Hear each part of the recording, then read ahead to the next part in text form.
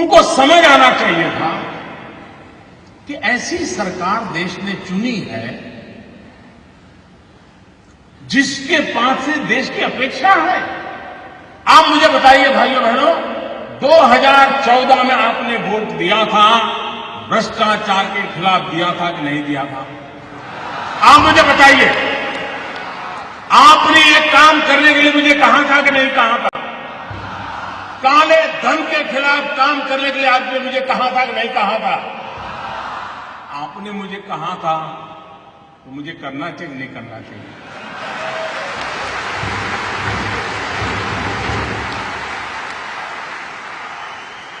आप मुझे बताइए, आपने जब मुझे ये करने के लिए कहा था तो आपको भी पता था कि ये काम करूंगा तो थोड़ी तकलीफ होगी? पता था कि नहीं था? ऐसा तो नहीं था कि बस आपको ऐसे ही मुंह में पतासा आ जाएगा, ऐसा तो नहीं था ना? सबको मालूम था। ये सरकार बनने के तुरंत बाद हमने एक सुप्रीम कोर्ट के निवृत्त न्यायमूर्ति के नेतृत्व में स्पेशल इन्वेस्टिगेशन टीम बनाई, एसआईटी। दुनिया में कहां कहां ये कारोबार चल रहा है, इस पर ये टीम काम कर रही है और हर 6 महीने वो सुप्रीम कोर्ट को रिपोर्ट कर रही है। ये काम पहले वाली सरकारें टालती रही थी, हमने किया। अपने यहां कहावत है, पुत्र के लक्षण पालने में। जब मेरी पहली कैबिनेट में पहले ही दिन ऐसा बड़ा कड़ा निर्णय करता हूं तो पता नहीं था कि मैं आगे करने वाला हूं। मैंने छुपाया था क्या? कुछ नहीं छुपाया मैंने। हर बार मैंने ये बात कही है और आज मैं आपको इसका ब्यौरा दे रहा हूं। देश मुझे सुन रहा है। मैंने देश को कभी अंधेरे में नहीं रखा है, मैंने देश को कभी गलतफहमी में नहीं रखा है। खुल करके बात कही है और ईमानदारी से।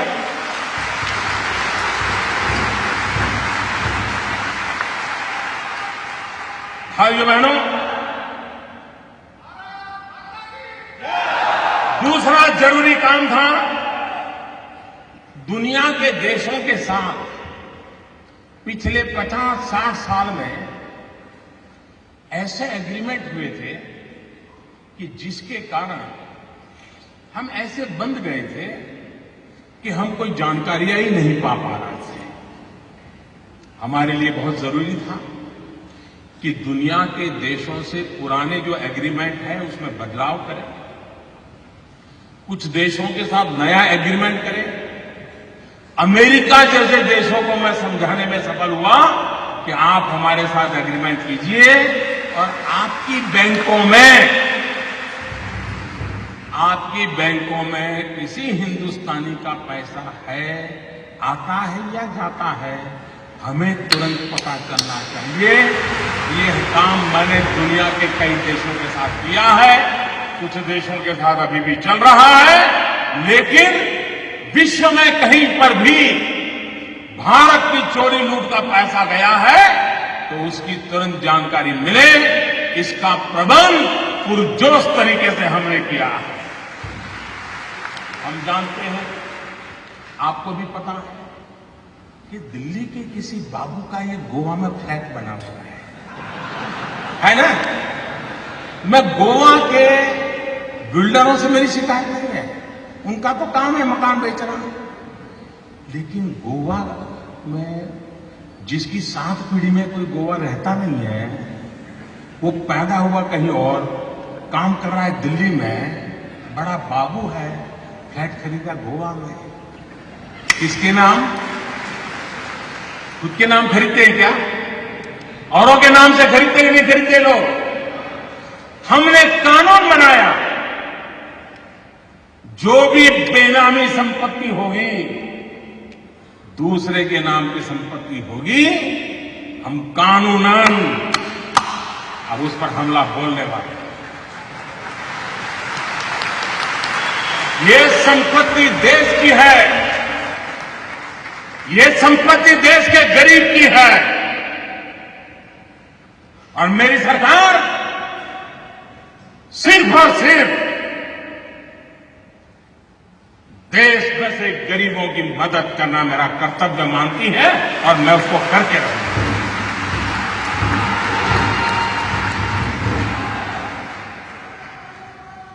हमने देखा है घर में शादी हो, ब्याह हो, कुछ काम हो, ज्वेलरी खरीदते हैं।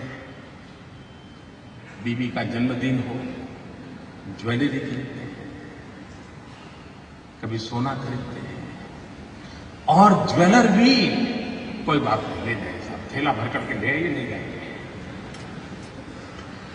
न बिल देना, न लेना, न कोई हिसाब रखना, कुछ नहीं साहब। चल रहा था नहीं चल रहा था, सब कैश चलता था नहीं चलता था। ये कोई गरीब लोग करते थे क्या? ये बंद होना चाहिए, नहीं होना चाहिए? हमने नियम बनाया कि 2 लाख रुपए से ज्यादा अगर आप गहने खरीदते हैं, ज्वेलरी खरीदते हैं, तो आपको आपका पैन नंबर देना पड़ेगा ही। इसका भी विरोध हुआ था। आप हैरान होंगे, आधे से ज्यादा पार्लियामेंट के मेंबर, आधे से ज्यादा मुझे यह कहने के लिए आए थे कि मोदी जी ये नियम मत लगाओ। और कुछ लोगों ने तो चिट्ठी लिखित में मुझे चिट्ठी लिखने की हिम्मत की है। जिस दिन मैं उसको पब्लिक में करूंगा, शायद पता नहीं वो अपने इलाके में जा पाएंगे कि नहीं जा पाएंगे।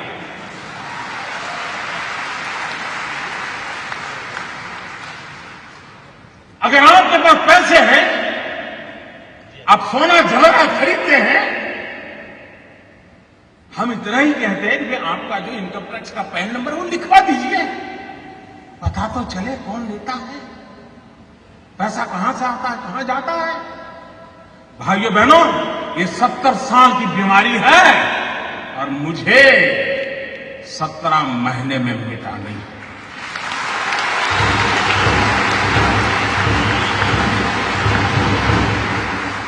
भाइयों बहनों,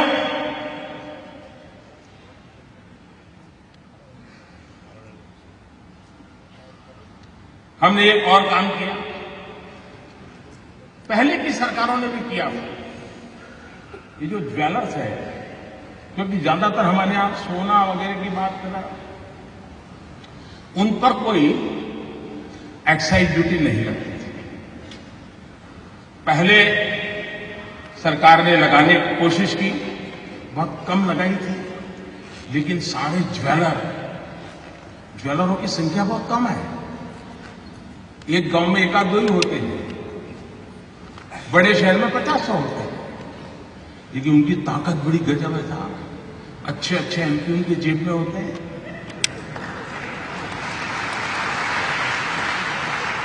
और ज्वेलरी पर जब एक्साइज लगाई तो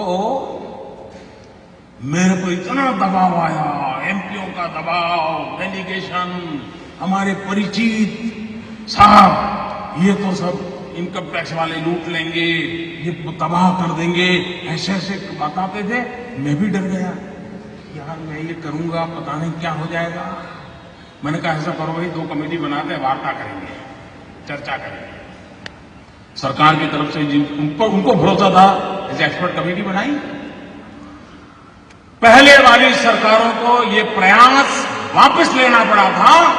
साहब मैं ईमानदारी से देश चलाना चाहता हूं, मैंने वापस नहीं लिया।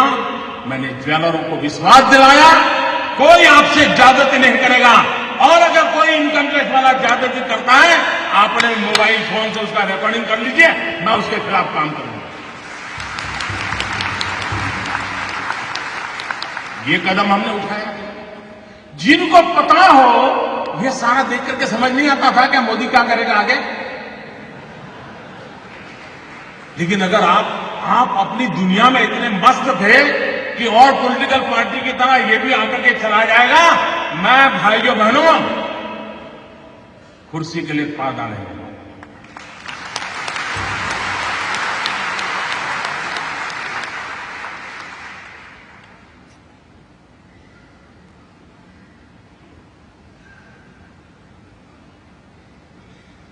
मेरे देशवासियों,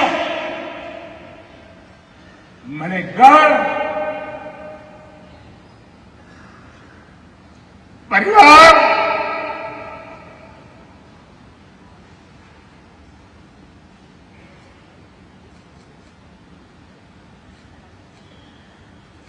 सब कुछ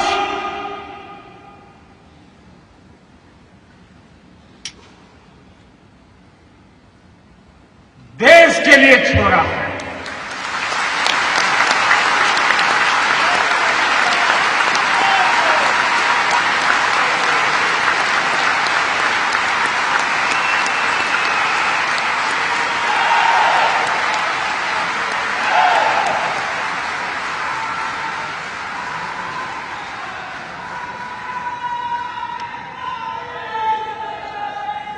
हमने दूसरी तरफ ये भी जोर लगाया,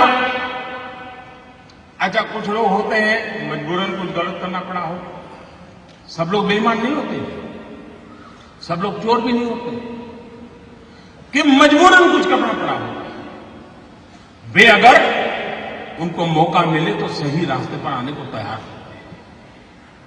और ये संख्या बहुत बड़ी होती है। हमने लोगों के ध्यान में स्कीम रखी कि अगर आपके पास अगर बेईमानी के पैसे पड़े हैं, गलत पैसे पड़े हैं, तो आप इस कानून के तहत जमा करा दीजिए, इतना दंड भर दीजिए, उसमें भी मैंने कोई माफी नहीं दी। लेकिन व्यापारी लोग चीजों को समझने में बड़े होशियार होते हैं। उनको समझ में आ गया कि ये मोदी है, कुछ गड़बड़ करेगा। आपको जानकर के खुशी होगी, आजादी के 70 साल में ऐसी योजनाएं कई बार आई, पहली बार 67,000 करोड़ रुपीज लोगों ने आकर के दंड समेत जमा कर दिए थे। और 2 साल में टोटल सर्वे के द्वारा, रेड के द्वारा, डिक्लेरेशन के द्वारा 1.25 लाख करोड़ रुपया जो कहीं हिसाब में नहीं था, वो सरकारी खजाने में जमा हुआ है। 1.25 लाख करोड़ का हिसाब आया। ये 2 साल में किए हुए काम का मैं हिसाब आज गोवा की धरती से पूरे देश को दे रहा हूं।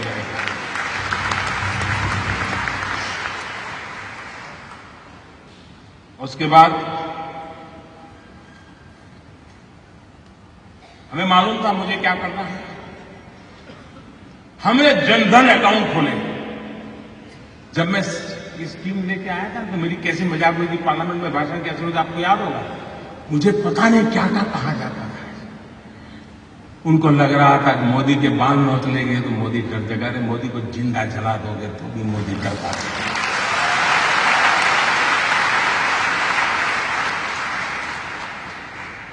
उसके बाद हमने प्रारंभ में आकर के ये काम लिया, प्रधानमंत्री जनधन योजना के द्वारा गरीब से गरीब का बैंक अकाउंट खोलना।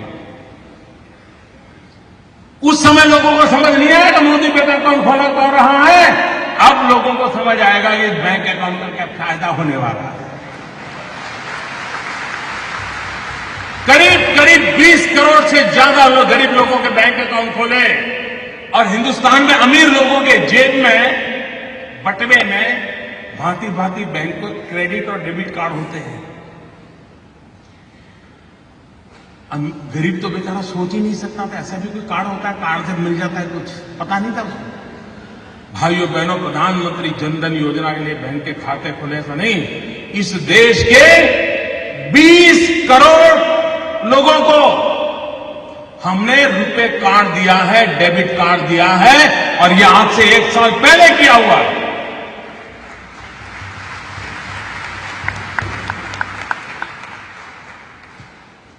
उस डेबिट कार्ड से अगर उसके खाते में पैसे हैं, वो बाजार से कोई भी चीज खरीद सकता है, उसकी व्यवस्था उसको उपलब्ध है।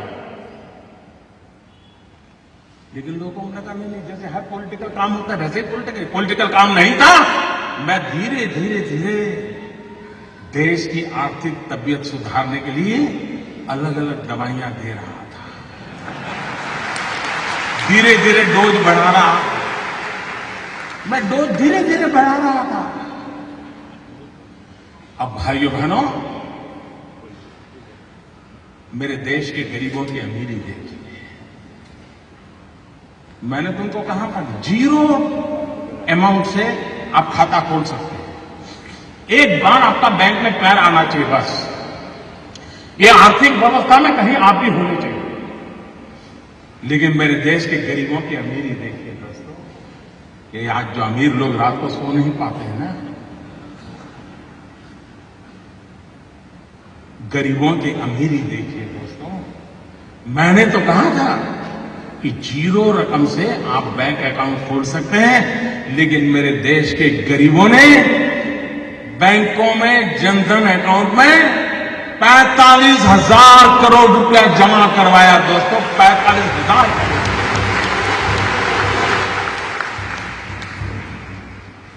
यह देश के सामान्य मानवी की ताकत को हम पहचाने।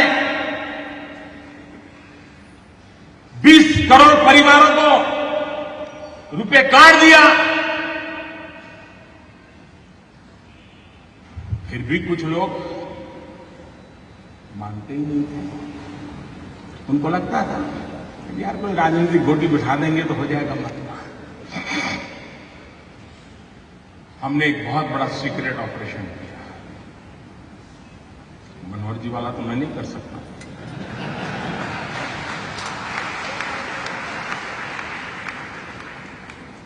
दस महीने से काम पे लगा रहा। एक छोटी विश्वस्त टोली बनाई, क्योंकि इतनी नई नोटें छापना, नोटें पहुंचाना बड़ा कठिन, चीजें छिपाना बड़ा सीक्रेट रखना, वरना ये लोग ऐसे होते साहब, पता चल जाए तो साहब अपना कर लेंगे। और 8 तारीख रात 8 बजे देश का सितारा चमकाने के लिए एक नया कदम उठा लिया दोस्त। और मैंने उस रात को भी कहा था कि इस निर्णय से तकलीफ होगी, असुविधा होगी, कठिनाइयां होगी, ये मैंने पहले दिन कहा। लेकिन भाइयों बहनों, मैं आज देश के उन करोड़ों लोगों के सामने सर झुकाता हूं कि सिनेमा के थिएटर पर लाइन लगाते हैं ना, वहां भी झगड़ा हो जाता है। मैं देख रहा हूं पिछले 4 दिन से हजारों लोग पैसों के लिए कतार खड़ा के गिर गए हैं, लेकिन हर एक के मुंह से एक ही आवाज आ रही है कि ठीक है, मुसीबत हो रही है, तकलीफ हो रही है, पैर झुक रहे हैं, लेकिन देश का भला हो। मैं आज सार्वजनिक रूप से बैंक के सभी कर्मचारियों का अभिनंदन करता हूं। एक साल में, मेरे शब्द लिखिए, एक साल में बैंक के मुलाजिम को जितना काम करना पड़ता है ना, उससे ज्यादा काम वो पिछले 1 हफ्ते से कर रहा है जी, उससे ज्यादा काम। मुझे खुशी हुई, मैंने सोशल मीडिया में देखा, रिटायर्ड बैंक के कर्मचारी, किसी की उम्र 70 साल, किसी की 75 साल, वो बैंक में गए, उन्होंने कहा साहब रिटायर्ड हो गए हैं, लेकिन इस पवित्र काम में हमें आता है, अगर आप हमें बिठा करके काम में लगाना चाहते हैं तो हम हमारी सेवा देने के लिए तैयार हैं।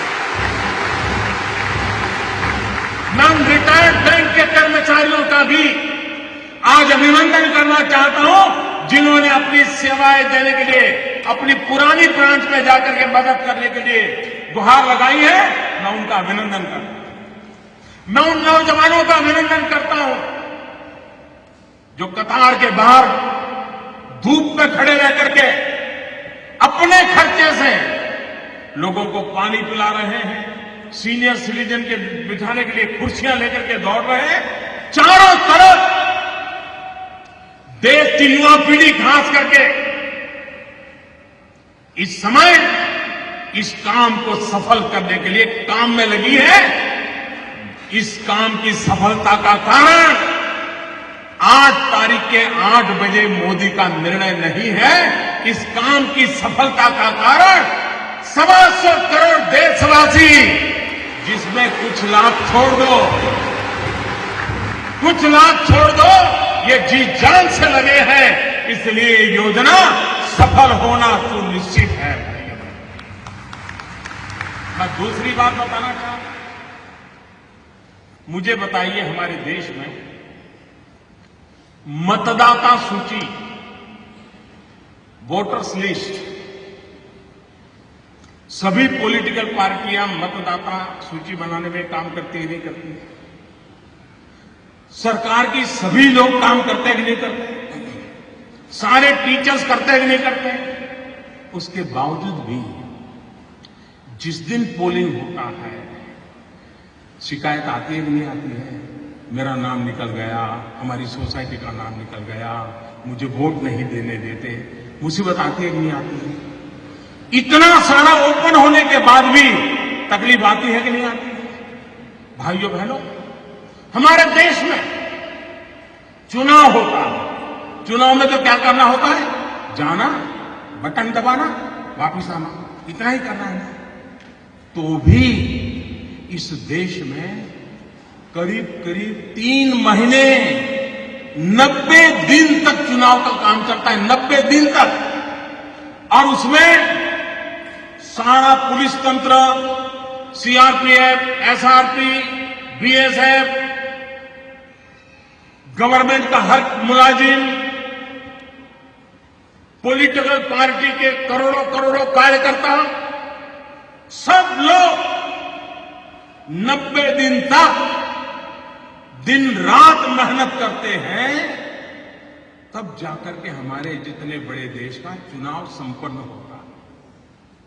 90 दिन लग जाते हैं। भाइयों बहनों, मैंने सिर्फ देश से 50 दिन मांगे हैं, 50 दिन। 30 दिसंबर तक मुझे मौका दीजिए मेरे भाइयों। अगर 30 दिसंबर के बाद कोई मेरी कमी रह जाए, कोई मेरी गलती निकल जाए, कोई मेरा गलत इरादा निकल जाए, आप जिस चौराहे में मुझे खड़ा करेंगे, मैं खड़ा होकर के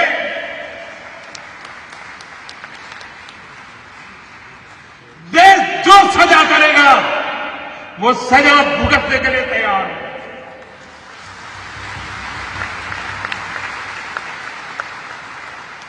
लेकिन मेरे देशवासी, दुनिया आगे बढ़ रही है, भारत की ये बीमारी देश को तबाह कर रही है। 800 मिलियन, 65%, 35 से कम उम्र वाले नौजवान, उनका भविष्य दांव पर लगा हो। इसलिए मेरे भाइयों बहनों, जिनको राजनीति करनी है करे, जिनका लूट चुका है वो रोते रहे, गंदे आरोप लगाते रहे, लेकिन मेरे ईमानदार देशवासियों, आइए मेरे साथ चलिए। सिर्फ 50 दिन, 30 दिसंबर के बाद मैं आपने जैसा हिंदुस्तान चाहा है वो देने का वादा करता हूं।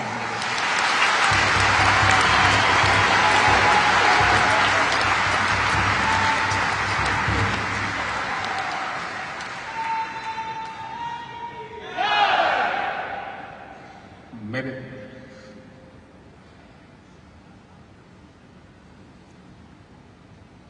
किसी को तकलीफ होती है, मुझे भी होती है। ये मुद्दा मेरे अहंकार का नहीं है।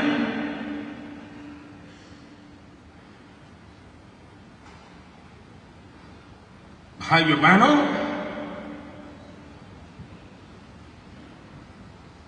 मैंने बुराइयों को निकट से देखा है।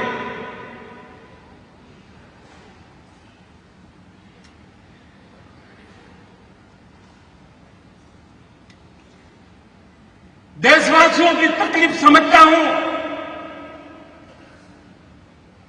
उनकी मुसीबत समझता हूं, लेकिन ये कष्ट 50 दिन के लिए है। 50 दिन के बाद हम सफाई में सफल हो गए। और एक बार सफाई हो जाती है ना, तो छोटा मोटा मच्छर भी नहीं आता है मेरे ख्याल में। छोटा मोटा मच्छर भी।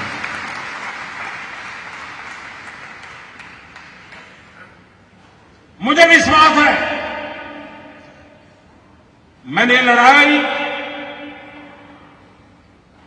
ईमानदार लोगों के भरोसे शुरू की है और ईमानदार लोगों की ताकत पर मुझे पूरा विश्वास है, पूरा यकीन है, पूरा भरोसा है।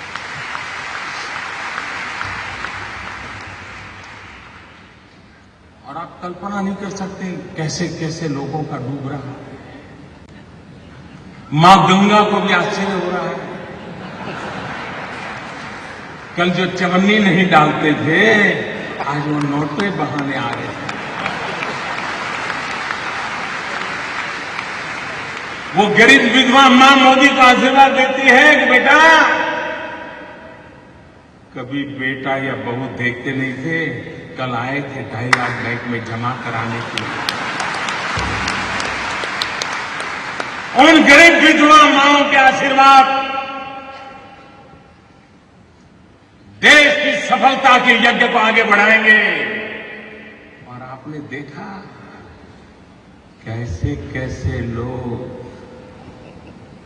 2G स्कैम, कोयला स्कैम, अरबों खरबों, मालूम है ना साहब, मालूम है ना। आज 4,000 रुपया बदलने के लिए लाइन में खड़े रहना पड़ता है जी।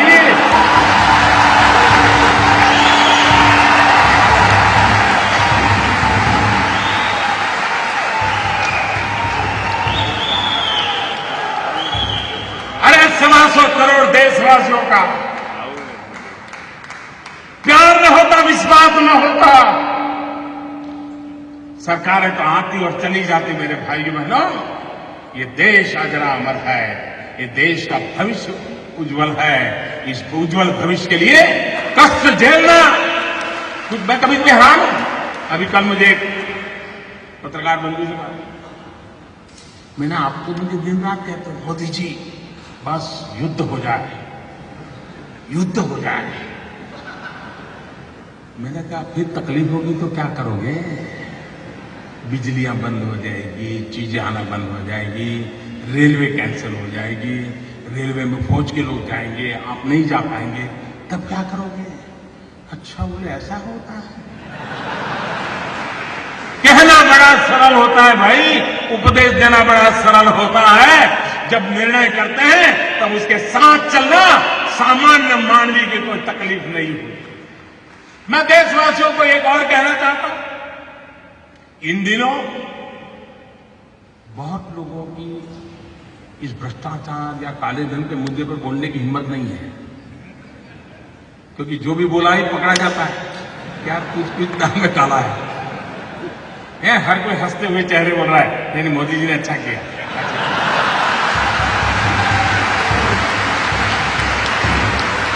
फिर किसी दोस्त को फोन करता है, यार कोई रास्ता है? तो वो कहता है यार मोदी जी है, सारे रास्ते बंद कर दिए। इसलिए अफवाहें फैलाते हैं।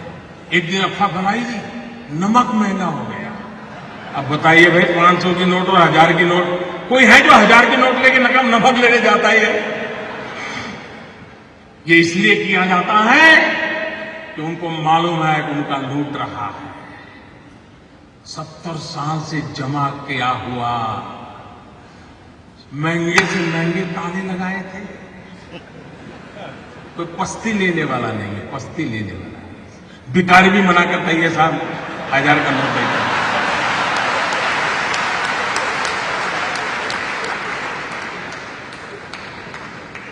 भाइयों बहनों, ईमानदार को कोई तकलीफ नहीं है। कुछ लोग अपनी नोट कहते हैं, मुझे सच मालूम नहीं, लेकिन चर्चा चल रही है, कहते 450 में बेच रहा है, कोई 500 की नोट, कोई 300 में दे रहा है। मैं देशवासियों कहता हूं, आपका 500 रुपये में से एक नया पैसा कम करने की ताकत किसी की नहीं है। आपका 500 रुपया मतलब 499 एंड 100 पैसा पक्का।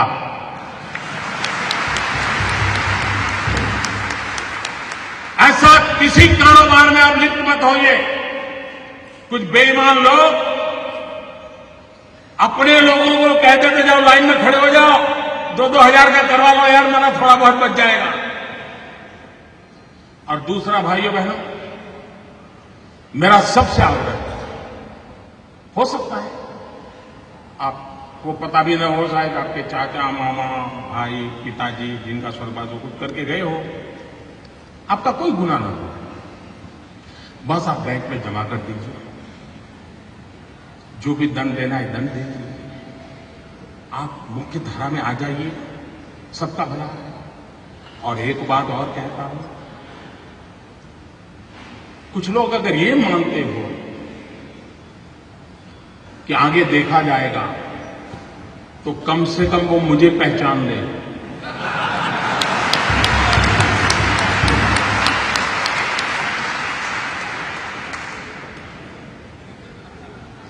देश आजाद हुआ तब से अब तक का आपका कच्चा चिट्ठा मैं खोल दूंगा। जिनके पास ये बेईमानी का है वो मान के चले कागज का टुकड़ा है, वो ज्यादा कोशिश न करें, ज्यादा कोशिश न करें, वरना सरकारी मैं इसके लिए अगर 1 लाख नए लड़कों को नौकरी देनी पड़ेगी तो दूंगा और तो इसी काम में लगाऊंगा। लेकिन देश में ये सारा कारोबार बंद चल रहा है, उसको बंद करना है। और अब लोग मुझे समझ गए हैं। इतने दिन उनको समझ नहीं आया, लेकिन जरा ये डोज ज्यादा आया तो समझ आया। लेकिन ये एंड नहीं है, ये पूर्ण विराम नहीं है। मैं हाथ खुल करके कहता हूं, ये पूर्ण विराम नहीं है। देश में भ्रष्टाचार, बेईमानी बंद करने के लिए मेरे दिमाग में और भी कई प्रोजेक्ट चल रहे हैं।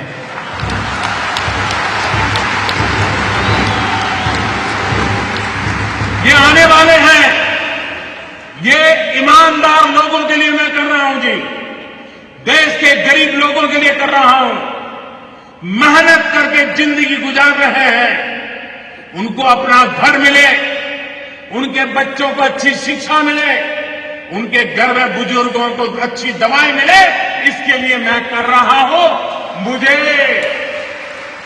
मुझे गोवा वासियों के आशीर्वाद चाहिए। आप खड़े होकर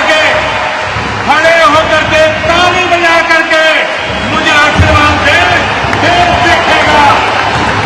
देखेगा ईमानदार लोग।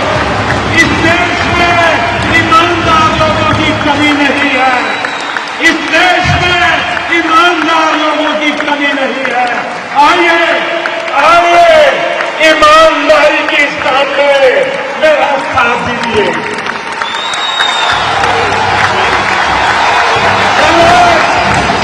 मेरे गोवा के प्यारे भाई बहनों, मैं आपके सर झुका करके नमन करता हूं।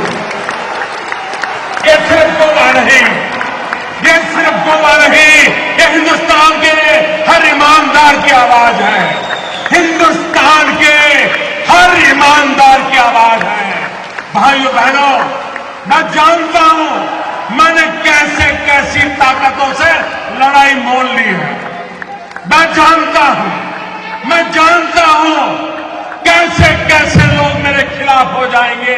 मैं जानता हूं 70 साल का उनका मैं लूट रहा हूं। मुझे जिंदा नहीं छोड़ेंगे, मुझे बर्बाद करके रहेंगे। उनको जो करना है करें। 50 साल भाइयों बहनों, 50 दिन मेरी मदद करें। देश 50 दिन मेरी मदद करे। जोर से तालियों के साथ मेरे इस बात को स्वीकार कीजिए। बहुत बहुत धन्यवाद।